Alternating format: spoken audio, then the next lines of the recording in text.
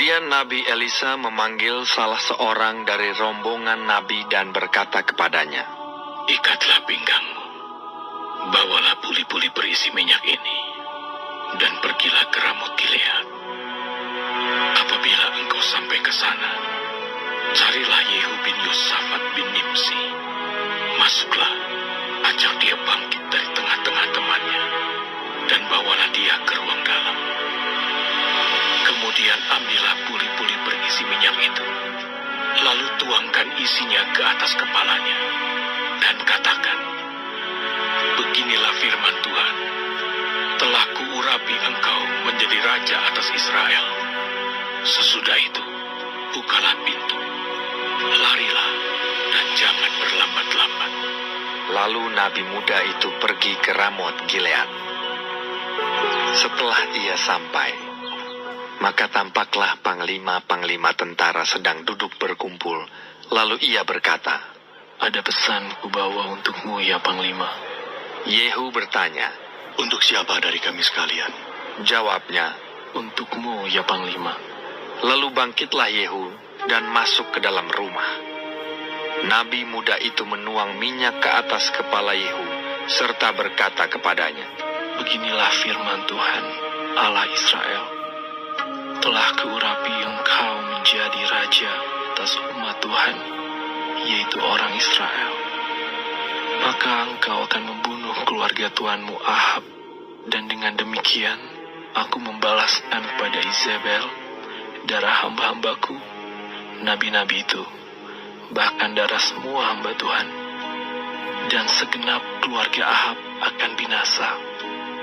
Dan aku akan melenyapkan daripada Ahab setiap orang laki-laki, baik yang tinggi maupun yang rendah kedudukannya di Israel. Dan aku akan memperlakukan keluarga Ahab sama seperti keluarga Yerobeam bin Nebat, dan sama seperti keluarga Baesa bin Ahia. Izebel akan dimakan anjing di kebun di luar Israel, dengan tidak ada orang yang menguburkannya." Kemudian Nabi itu membuka pintu lalu lari. Apabila Yehu keluar mendapatkan pegawai-pegawai tuannya, berkatalah seorang kepadanya, "Apa kabar?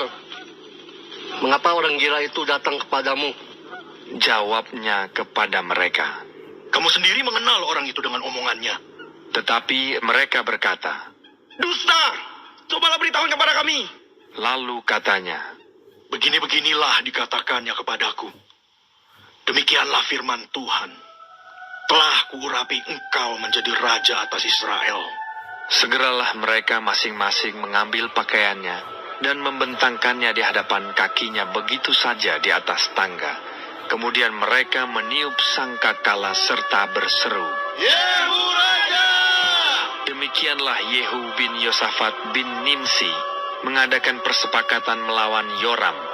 Adapun Yoram sedang berjaga-jaga di Ramot Gilead, bersama-sama dengan segenap orang Israel menghadapi Hazael, Raja Aram. Tetapi Raja Yoram sendiri telah pulang ke Yisrael, supaya luka-lukanya diobati, yang ditimbulkan orang Aram pada waktu ia berperang melawan Hazael, Raja Aram. Yehu berkata, "Jika kamu sudah setuju, janganlah biarkan siapapun meloloskan diri dari kota untuk memberitahukan hal itu ke Yisrael." Kemudian Yehu naik kereta dan pergi ke Yisrael, sebab Yoram berbaring sakit di sana. Juga Ahazia, Raja Yehuda, datang menjenguk Yoram. Ketika penjaga yang sedang berdiri di atas menara di Yisrael melihat pasukan Yehu datang, berserulah ia, "Ada kulihat suatu pasukan!" Berkatalah Yoram, "Bila seorang penunggang kuda, suruhlah ia menemui mereka serta menanyakan, apakah ini kabar damai?" Lalu pergilah penunggang kuda itu untuk menemuinya dan berkata, "Beginilah, tanya raja, apakah ini kabar damai?" Jawab Yehu, "Damai? Bukan urusanmu. Baliklah, ikutlah aku." dan penjaga itu memberitahukan, Suruhan sudah sampai kepada mereka, tetapi ia tidak pulang. Disuruhnyalah penunggang kuda yang kedua, dan setelah sampai kepada mereka, berkatalah ia, Beginilah tanya raja, apakah ini kabar damai? jawab Yehu, Damai? Bukan urusanmu. Baliklah, ikutlah aku. dan penjaga itu memberitahukan, Sudah sampai ya kepada mereka, tetapi ia tidak pulang. Dan cara macunya adalah seperti cara Yehu, cucu Nimsi memacu. Sebab ia memacu seperti orang gila. Sesudah itu berkatalah Yoram, Pasanglah kereta. lalu orang memasang keretanya. Maka keluarlah Yoram, Raja Israel, dan Ahazia, Raja Yehuda, masing-masing naik keretanya. Mereka keluar menemui Yehu, lalu menjumpai dia di kebun Nabot, orang Yisrael itu. Tatkala Yoram melihat Yehu, bertanyalah ia. Apakah ini kabar damai? Hai Yehu, Jawabnya, bagaimana ada damai? Selama sundal dan orang sihir ibumu Izebel begitu banyak.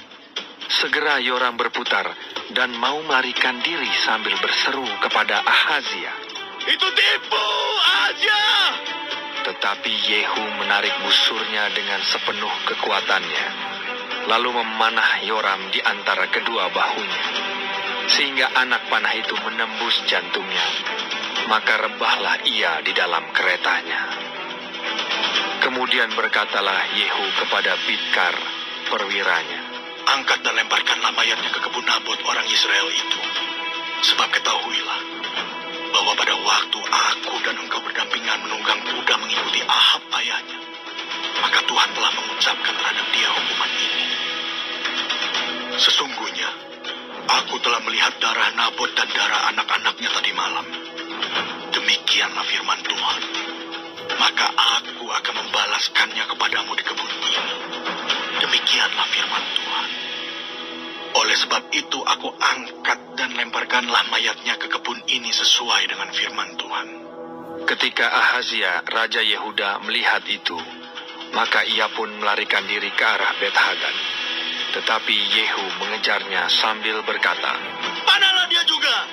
maka mereka memanah dia di atas keretanya di pendakian ke Gur dekat Yibleam. Ia lari ke Megido dan mati di sana. Para pegawainya mengangkut mayatnya ke Yerusalem, lalu mereka menguburkan dia dalam kuburnya sendiri, di samping nenek moyangnya di kota Daud. Adapun Ahazia menjadi raja atas Yehuda dalam tahun ke-11 zaman Yoram bin Ahab. Sampailah Yehu ke Yisrael. Ketika Izebel mendengar itu, ia mencalak matanya. Dihiasinyalah kepalanya, lalu ia menjenguk dari jendela. Pada waktu Yehu masuk pintu gerbang, berserulah Izebel, Bagaimana? Selamatkah Simri, pembunuh tuannya itu? Yehu mengangkat kepalanya melihat ke jendela itu dan berkata, Siapa yang di pihakku? Siapa? dan ketika 2-3 orang pegawai istana menjenguk kepadanya, ia berseru. Jatuhkanlah dia. Mereka menjatuhkan dia, sehingga darahnya memercik ke dinding dan ke kuda. Mayatnya pun terinjak-injak. Yehu masuk ke dalam, lalu makan dan minum. Kemudian ia berkata, Baiklah, urus mayat orang yang terkutuk itu dan kuburkanlah dia. Sebab ia memang anak raja. mereka pergi untuk menguburkannya, tetapi mereka tidak menjumpai mayatnya. Hanya kepala dan kedua kaki dan kedua telapak tangannya. Mereka kembali memberitahukannya kepada Yehu, lalu ia berkata, Memang begitulah firman Tuhan yang diucapkannya dengan perantaraan hambanya Elia, orang Tisbe itu, di kebun di luar Israel, akan dimakan anjing daging Izebel. Maka mayat Izebel akan terhampar di kebun di luar Israel, seperti pupuk di